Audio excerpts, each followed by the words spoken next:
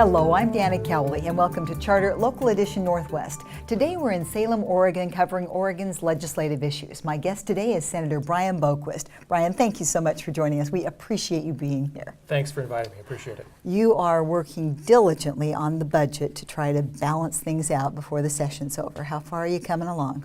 Well, that's an interesting question because I used to serve on revenue, and now what I do is I serve in a revenue work group, which is a quorum issue that if you have too many people in the same room, it's public records issues. So what I'm working on in PERS and revenue in a work group and trying to balance PERS reform, which is the public retirement system here in Oregon, with revenue, because it's a horse trading business, really. So what happens is you have PERS, and what we're trying to do is reduce those retirement long-term entitlements, which are somewhere around $14 to $15 billion.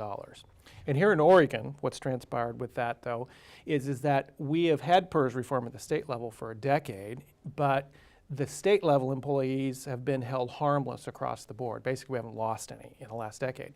The adverse is true, though, in local communities like I represent. And that's really the crux to the problem. We're losing sheriff's deputies, school teachers, water mechanics, and mental health care workers across the state.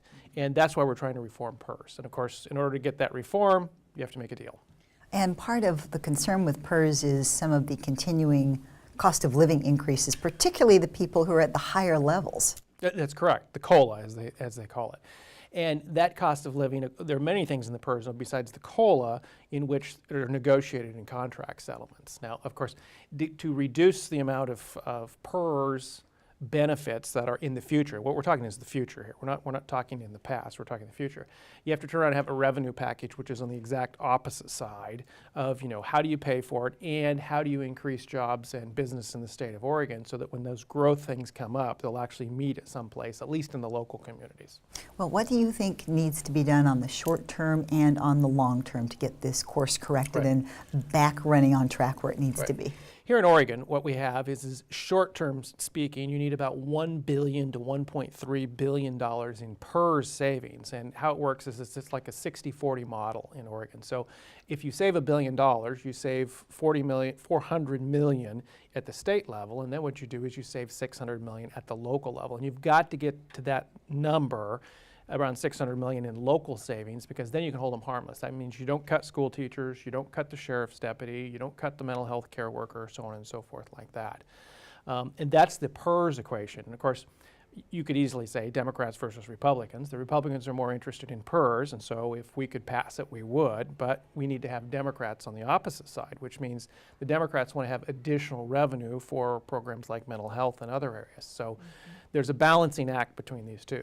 Well, you just hit on something that I think will resonate with the viewers is many people don't want to see our public servants necessarily have their incomes cut because that can hurt the economy, but if it saves someone's job or actually allows us to generate more jobs, then that's a good foundation and a tax generator back into the economy. You're exactly correct. And what you want to do, and that's what we're saying here, is if you retain the existing jobs you have at the local level, then and of course we're in a recovery, as you see, that's flat, jobless recovery, you people in the news use.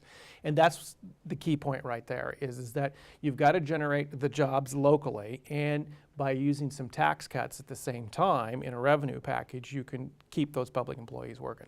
All right, Brian, thank you so much. I really appreciate you joining us, and thanks for explaining a complicated issue. You're most welcome. Senator Brian Boquist, I'm Dana Cowley, and thank you for watching. This is Charter Local Edition Northwest.